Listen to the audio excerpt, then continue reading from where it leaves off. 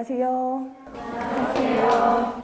오늘은 저랑 이제 마무리 모의고사, 실제로 여러분들이 시험 보는 것 같은 형태로 해서 저랑 같이 공부할 거거든요. 그래서 저는 이제 단체 급식하고 단체 급식을 먼저 한 다음에 그다음 위생법규 진행하도록 하겠습니다.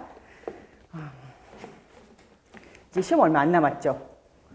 그래서 이제 모의고사를 여러분들이 이제 이론 공부는 이제 좀 충분히 하시되 이제부터는 실무 문제를 좀 많이 풀어보시는 게 중요하거든요. 실제로 이제 시험 보러 들어가시면은 좀 당황해 하시는 분들도 많아요. 그러니까 이제 문제를 실제로 좀 많이 풀어보시는 게 나중에 시험 보시는데 큰 도움이 될 거예요. 그래서 저 이제 모의고사 1회부터 시작하도록 하겠습니다. 급식관리 모의고사 1회 보시면은 국내 단체급식소의 최신 경향으로 옳지 않은 것은 이라고 했는데 제가 수업 때도 말씀드렸던 것처럼 급식산업, 단체급식 같은 경우는 경향이 굉장히 자주 바뀌어요. 특히나 요즘 코로나 때문에 급식 자체가 좀 많이 바뀌었거든요. 그래서 여러분들이 이런 급식 경향이라 이런 걸 좀 많이 알아두시는 게 좋아요. 그래서 보시면 1번 외식업과 단체급식에 대한 경계가 희미해지면서 단체급식에서도 매출 증대를 위한 마케팅이 중요하게 되었다. 이건 맞아요. 예전에는 그냥 급식산업이기 때문에 무조건 그 공장에 계신 분들이나 그 산업체에 계신 분들은 거의 다 식사를 하셨거든요. 요즘에 와가지고는 보고 메뉴가 마음에 안 들어. 그러면은 밖에 나가서 드시는 경우도 많아요. 그러다 보니까 단체 급식에서도 이러한 마케팅이 좀 중요하게 됐다는 건 맞아요. 그 두 번째는 인건비 상승과 서비스에 대한 요구는 직영에서 위탁으로의 전환을 가속시키고 있다.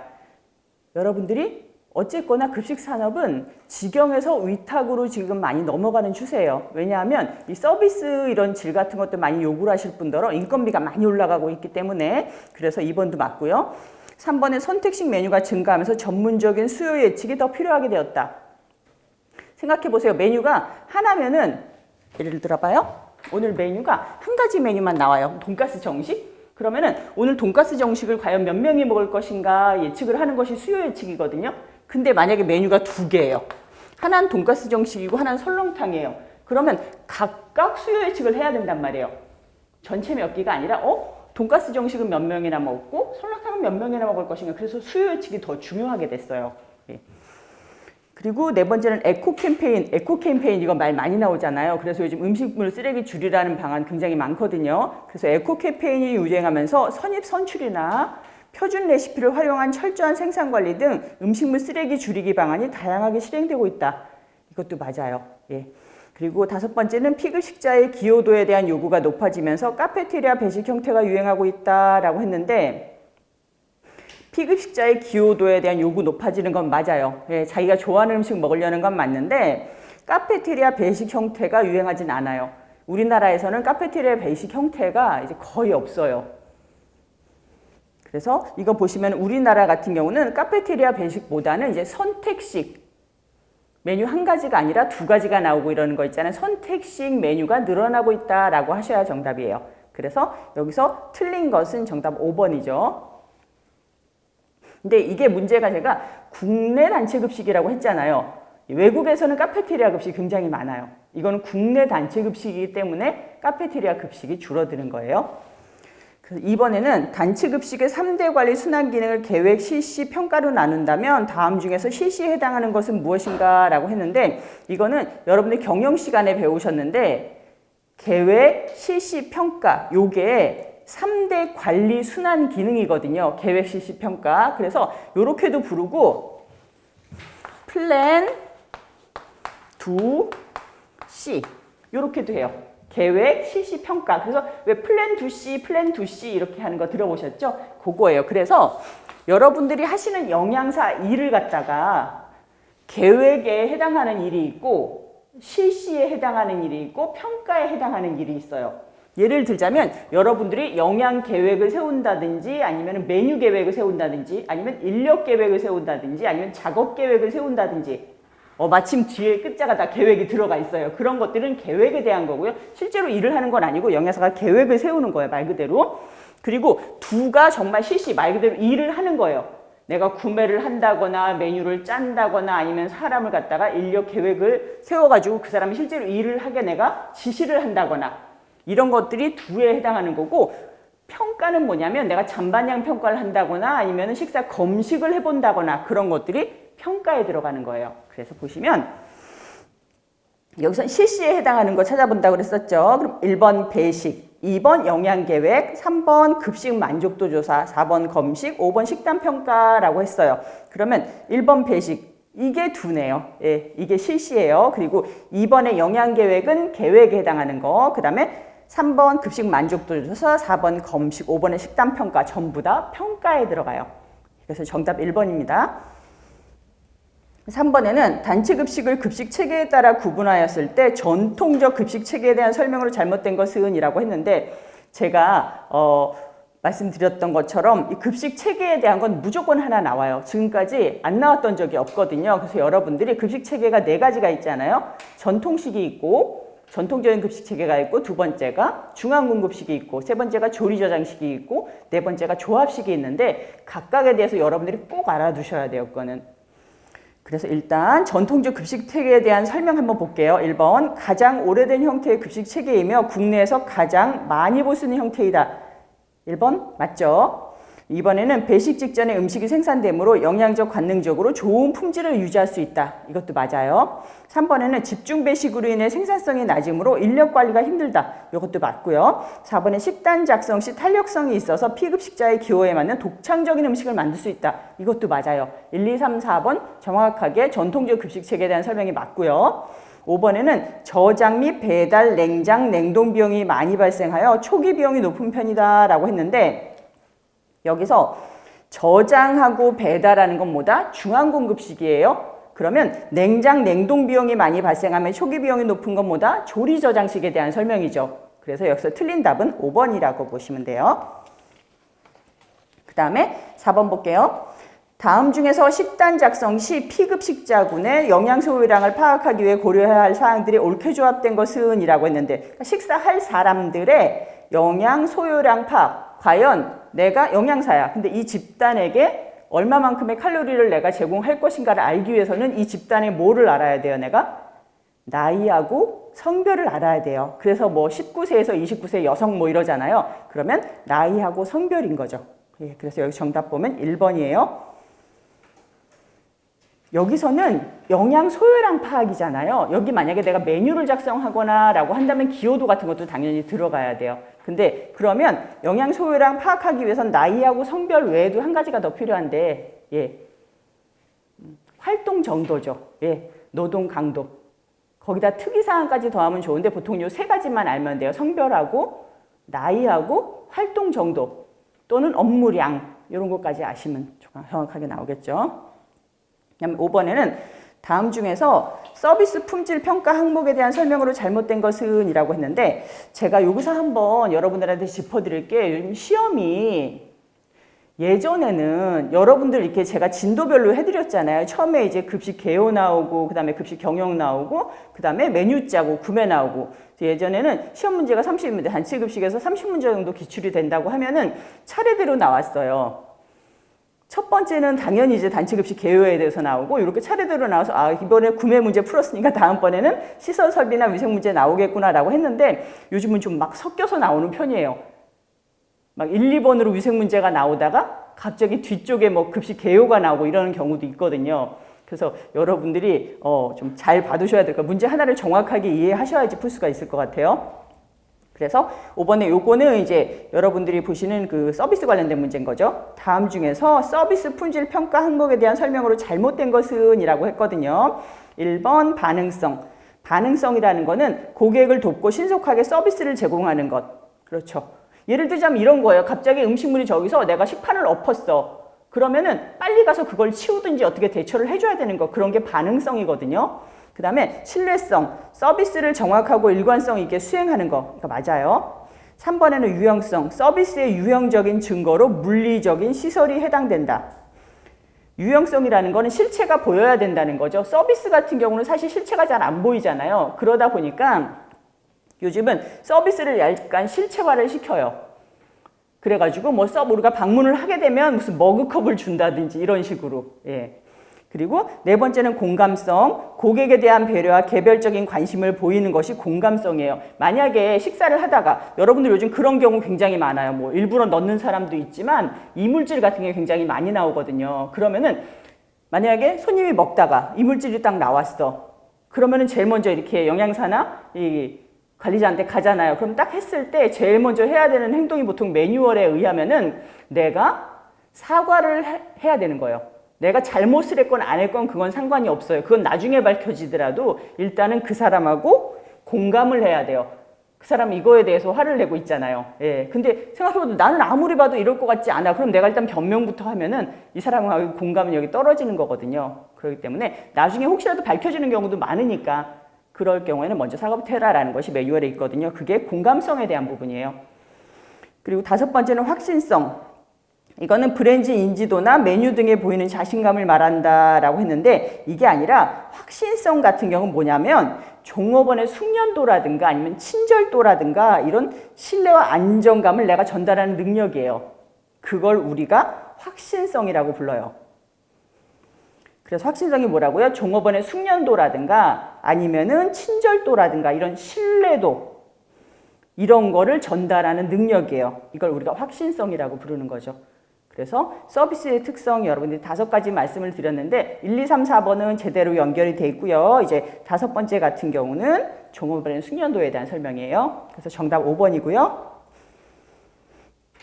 6번에는 다음 중에서 영양사의 업무가 잘못 연결된 것은 이라고 했는데 제가 이렇게 이론 수업 때 말씀을 드렸던 것처럼 영양사는 업무가 너무너무 많기 때문에 그리고 각각의 카테고리별로 나눠서 이게 영양관리 업무인지 아니면 작업관리 업무인지 메뉴관리 업무인지 나누라고 말씀을 드렸잖아요. 여기서 거기에 대한 거예요. 영양사 업무 1번 영양관리는 식단을 작성하고 영양 출납을 하고 식사요법 영양 소요량 파악 맞고요. 2번에는 구매관리, 발주량 계산, 검수, 출고, 입고, 재고량 파악 맞아요. 3번에는 시설관리는 조리기구를 관리한다거나 조리설비 구입과 관리를 하는 거 맞죠? 4번째 위생관리는 종업원의 위생지도를 한다거나 식품위생 해충구제를 하는 거 맞아요. 그럼 5번에 원가관리 볼게요. 원가관리는 구매식품의 품질 판정, 급식 기여도 조사, 급식 효과 판정. 얼핏 봐도 틀린 거 알겠죠? 구매식품 품질 판정이라고 하면 이건 구매관리에 해당하는 거예요. 구매관리. 그 다음에 급식 기여도 조사. 이건 급식 조사 관리죠. 그리고 급식 효과 판정. 이건 메뉴 관리에 들어가는 거죠. 예. 그래서 만약에 원가 관리라고 한다면은 내가 뭐예요? 원가 관리는 우리 경비라든가 아니면은 감가상각비라든가 식재료비라든가 이런 비용에 대한 관리를 하는 거 재무회계 쪽이 원가 관리라고 보셔야 돼요. 예, 그래서 틀린 거는 5번이죠. 7번에는 한국인 영양 섭취 기준의 1인 1회 분량으로 옳지 않은 것은 이라고 했는데 이런 형태 문제도 좀 이제 많이 나오는 편이에요. 왜냐하면 뭐라고 그랬어요? 요즘 실무 문제가 굉장히 많이 나오고 있다고. 그래서 예전에는 우리 시험 문제 이렇게 주방기구 나오고 실제로 주방기구 사진이 나온 적이 거의 없었는데 요즘 계속 나오고 있거든요. 그래서 여러분들이 만약에 한 1, 2주라도 이렇게 실제로 영양사가 일하는 데 가서 한 실습을 한번 해보셨으면 좋겠어요. 그러면 이런 설비 같은 건 금방 한눈에 들어오거든요. 만약에 그게 아니면은 저도 한번 프린트 나눠드린 적이 있는 것처럼 설비를 한번 실제로 눈으로 보고 아, 이게 쌀 씻는 기계구나, 이게 밥하는 기계구나 라는 거를 한번 좀 알아두셔야 시험 보시는 데 도움이 될 것 같아요. 그래서 여기는 1인 1회 분량은 우유미나 유제품 같은 경우는 한 컵에 200ml짜리 우리 한번 판매하는 우유 한 통, 그 다음에 채소류는 콩나물 한 접시, 콩나물뿐만 아니라 뭐 시금치라든가 이런 거 전부 다 생으로 70g 되는 거. 그리고 3번은 유지 및 당류 같은 경우는 기름 5g, 그리고 곡류 및 전분유는 밥 한 공기 210g. 근데 과일류는 오렌지 주스 한 컵이면 너무 많아요. 오렌지 주스는 반 컵, 2분의 1컵하고 100ml라고 하셔야 돼요. 그래서 틀린 답 5번이죠. 그 다음에 8번 볼게요. 8번은 다음 중에서 급식 수요 예측에 대한 설명 중에서 옳지 않은 것은 이라고 하는데 급식 수요 예측도 아까 제가 1번에서 말씀드렸잖아요. 메뉴가 선택식 메뉴가 늘어나다 보니까 요즘 와서는 특히나 중요해졌다고. 그래서 보시면 1번 수요 예측은 미래의 요구를 예측하기 위한 체계적 방법에 의해서 과거의 정보를 이용하는 기술이다. 맞아요. 2번에는 잘못된 수요 예측은 생산 초과, 생산 부족을 발생시킨다. 맞아요. 음식을 내가 너무 많이 만들 수도 있고 너무 적게 만들 수도 있어요. 3번에는 성공적인 수요 예측은 최적 생산에 따른 비용을 최소화시킨다. 맞죠? 그리고 4번에는 잘못된 수요 예측으로 인한 초과 생산은 고객 불만을 초래하고 긴급 추가 생산으로 인한 비용의 낭비가 생길 수 있다라고 했는데 초과 생산이라는 건 뭐냐면 내가 음식을 너무 많이 만든 거예요. 그렇죠. 오늘 실제로 식사하러 온 사람이 300명밖에 안 됐는데 나는 500명을 만들어 놨어. 그러면 200인분은 그냥 버려야 되잖아요. 그렇죠. 그렇다면 어떤 일이 발생을 하냐면은 내가 음식을 낭비한 게 되는 거죠. 예. 그리고 다음 메뉴에까지 영향을 미치게 되는 거. 이건 원가 관리 차원에서도 내가 버려지는 메뉴가 있다는 거는 적자를 보게 된다는 걸 의미하는 거죠. 그래서 여기 나와 있는 거는 초과 생산이 아니라 내가 어떻게? 생산 부족. 그렇죠. 적게 만들었을 때 생각해 보세요. 여러분들이 이게 말이 조금 어려워서 그러는데 생산한다는 말을 많이 쓰는데 사실은 생산이 뭐냐면 음식을 만드는 일이에요. 음식을 만드는 걸 우리가 생산한다라고 얘기를 하거든요. 그래서 만약에 오늘 돈가스 정식이야. 그럼 돈가스를 갖다 내가 500인분을 튀겼는데 600명이 왔어요. 그러면은 생산이 부족한 거죠. 적게 만든 거잖아요, 내가. 그죠? 부족했어. 그러면 어떤 일이 발생을 할까? 이 100명이 나는 음식을 못 먹었어. 화가 나겠죠. 나 식당 먹으러 왔는데 음식이 똑 떨어졌어. 화가 나죠. 그래서 고객 불만이 나오는 거예요. 화가 나니까 난 못 먹었으니까. 예, 불만이 나오는 거고 그 다음에 어때요? 그러면 뭐라도 만들어내라. 나 계란 후라이도 해줘라. 나 밥 먹어야 된다. 라고 하면 내가 밖에 나가 마트에 가서라도 급하게 식재료를 사와야 될 일이 생겨요. 하다못해 김이나 계란을 주더라도 그러면 어떻게? 보통 살 수 있는 금액보다 더 비싸게 내가 앞집 마트 가서 그냥 사야 된단 말이에요. 그래서 비싸게 물건을 살 여지가 발생을 할 수가 있어요. 왜냐하면 생산 부족이 일어났기 때문에. 그러면 반대로 500인분을 만들었는데 300명밖에 안 왔어요. 그러면 생산 초과죠, 이거는. 너무 많이 만들었어요. 그래서 200인분을 내가 그냥 버려요. 그러면 200인분에 대해서는 내가 돈을 못 받고 그냥 버린 거죠. 이거는 얼마나 적자가 나겠어요. 그죠? 내가 그냥 버린 거니까. 그래서 내가 원가 관리로 볼 때 식재료비를 굉장히 낭비했다라고 얘기를 해요. 그렇죠. 그래서 이게 다음 메뉴 짜는데도 이제 영향이 올 수밖에 없다는 거예요. 원가 관리 차원에서 굉장히 안 좋은 거죠. 이거는 낭비가 일어났기 때문에. 자, 그래서 여기서는 정답은 4번이죠. 여기서는 초과 생산이 아니라 생산 부족일 경우 이런 일이 발생을 한다라고 보셔야 돼요. 그리고 5번에는 수요 예측에 많이 사용되는 방법으로는 시계열 예측법, 인과형 예측법, 주관적인 예측법 세 가지가 있다. 이건 맞고요. 9번에는 조합식 급식 체계에 대한 설명으로 옳지 않은 것은 이라고 했는데 조합식 급식 체계 1번 노동과 시간을 절약할 수 있다. 절약할 수 있어요. 왜냐하면 우리가 레토르트 식품 같은 거 그냥 사와서 조합하는 거기 때문에 돈이 안 들어요. 돈이 안 들으니까 노동력도 굉장히 적게 들고 시간도 절약이 돼요. 두 번째는 피급식자의 기호를 충분히 만족시킨다? 아니죠. 예. 피급식자의 기호도를 최고로 만족시킬 수 있는 건 무슨 방법이다? 전통식이다. 왜냐하면 각 지점마다 영양사가 있어서 원하는 음식을 만들 수가 있거든요. 그래서 이 네 가지를 놓고 볼 때는 전통식 방식이 가장 기호도를 만족시킬 수가 있는 방법이에요. 그리고 세 번째는 식단에 사용하는 식품의 종류가 한정적이다. 맞고요. 네 번째는 음식의 분량 통제가 철저하여 낭비가 거의 없다. 맞아요. 다섯 번째는 시설과 설비를 최소화할 수 있다. 이것도 맞죠. 여러분들 물론 다 알고 계시니까 제가 하나씩 특징만 잡아드릴게요. 여러분들이 이제는 모의고사 보실 때는 이제 웬만큼 또 이론을 보신 다음에 보시는 거기 때문에 여러분들이 딱 하면은 그거 특징만 좀 잡아낼 수 있어야 되고 단체 급식에서 뭐라고 그랬어요? 여러분들이 약간 좀 쉽게 보는 것도 중요하지만 키워드가 있기 때문에 그 키워드가 나오면은 아무리 길게 나열을 했어도 정답은 하나로 나오는 방법이 많거든요. 그래서 일단 급식 체계 한 번만 다시 정리해 드릴게요. 전통식, 중앙 공급식, 조리 저장식, 그 다음에 조합식. 조합식은 딴 말로 뭐라 그런다고? 편의식이라고 그런다고 그랬어요. 조합식. 편의점 할 때 편의식. 예, 편의점 가서 사 먹는 것처럼 여러분이 다 만들어진 음식 가서 편의점 가면 다 만들어진 음식 있잖아요. 그거 사다가 그냥 조합해서 주는 거예요. 예, 오늘 카레라이스다라고 하면 내가 편의점 가서 햇반 사고 3분 카레라이스 사다가 끓여서 주는 게 조합식 방법이에요. 그러다 보니까 얼마나 낭비가 없겠어요. 만약에 30명이 먹는다 그러면 나 햇반 30개 하고 카레라이스 30개 사다가 그냥 데워주면 돼요. 이건 음식물 낭비가 전혀 없어요. 그 대신에 가격이 얼마나 비싸겠어요. 그죠? 그러한 단점이 있는 거고, 조리 저장식 같은 경우는 키워드가 뭐다? 예, 냉동, 저장.